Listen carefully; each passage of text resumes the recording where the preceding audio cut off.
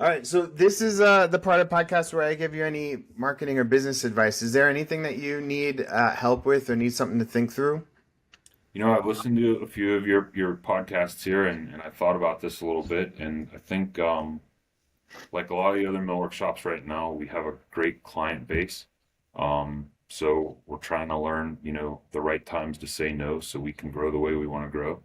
But I think as an industry, my question would be, how do we as an industry keep the mindset, develop the mindset, or help that mindset grow of best value over lowest cost or best cost?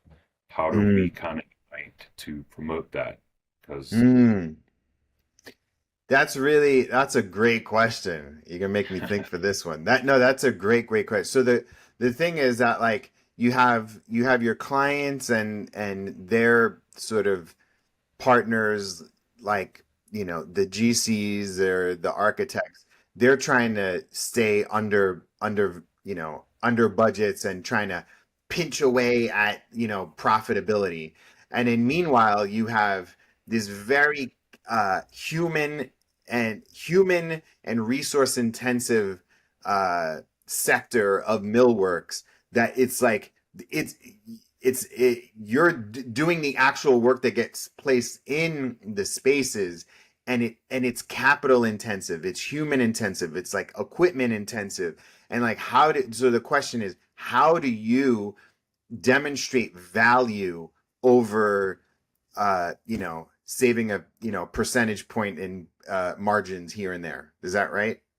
pretty much, yeah. And you get a bid set of drawings, and it shows all the design fluff that's in there. They want Yeah, the yeah, yeah. solid brass, they want the quartered figured whatever. Yeah, So yeah, yeah. So the thing that I think about is like luxury cars, right? Um, Nobody's ever going to question a Mercedes or a Maybach or a Bentley, like ever. right, And at the same time, that's literally what you guys are doing. right, right, The care, the craftsmanship, the people that have dedicated their life to their trade, and you're doing things that like literally will be in existence for hundreds of years. So the way that I think about that um is marketing and storytelling, and really building up and propping up the millwork industry as a higher tier of craftsmanship. And it's not like this versus concrete, right? You know what I mean? Or this versus electricians or what have you. But there's an art, in addition to a science, an engineering, a design aspect to what you do. And I think the millwork industry actually needs to tell better stories and educate clients onto the actual process. So it's kind of like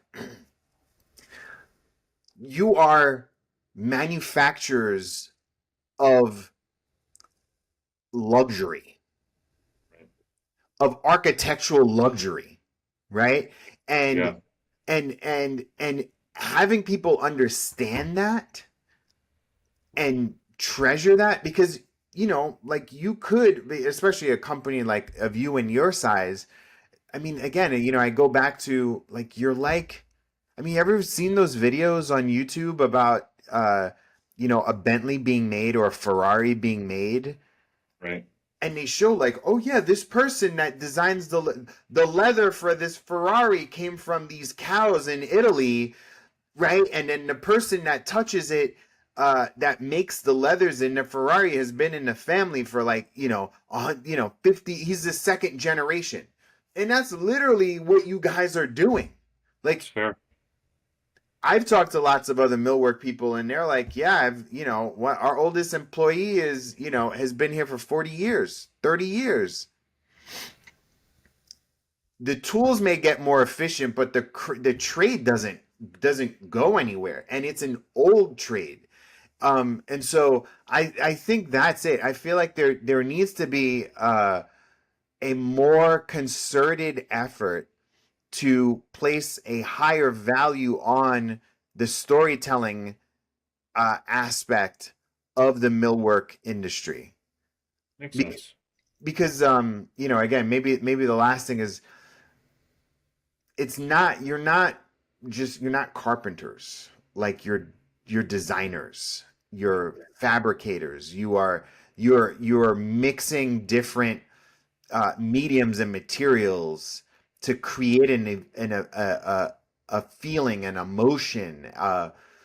You're creating a space that will educate future generations, or inspire city goers, or help people sell more food, right? Like, you know what I mean? So the it's less about price but more about the it's less about price but more about the value. So I would say maybe the action step is, as you are placing bids and you look at who the people that you're bidding to, I would actually add a value price to it, in addition to, like, because you have your time, your materials, your costs, your overhead. Like, literally add a value tax to to your bids. Do you understand? Yeah. Like, I mean, again, I'm looking at your list, right, of clients. I'm like, come on, you work with billion-dollar companies, like multi-billion-dollar industries and companies and institutions that are going to be around uh, for a very, very, very long time. Yeah. Stuffs, right? It will out. I mean, Well, no, look, they the should, right?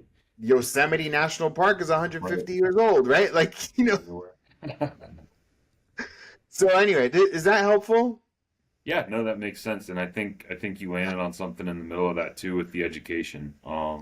That's always been something that we get excited when we get to get involved in that, like lunch and learns, different things like that, when we get architectural firms out, talk to them. So I think Yeah, that's got to be a continuing effort, probably, like I said, for everybody. for Um, sure. Nobody wants to compete against the trunk slammers that, lick them, stick them, and get out of there. They forget about the Lick, job. stick 'em. Yeah, yeah, yeah, We got a reputation, and we want to maintain that. So, for and there's sure, other for sure. quality firms out there. Cool. Well, yeah, tell everybody your website, and yeah, website so that they could check out your amazing work. So we're at craftworksusa.com. We're on Instagram as well. Um, and yeah, we got a great website out there. Spent a lot of time working on that to showcase some of our projects. Awesome. Hey, Bob, thank you so much for your time. I look forward to getting your story out to the Woodpreneur community. Yeah, I really appreciate it. Thank you. All right, take care. Bye.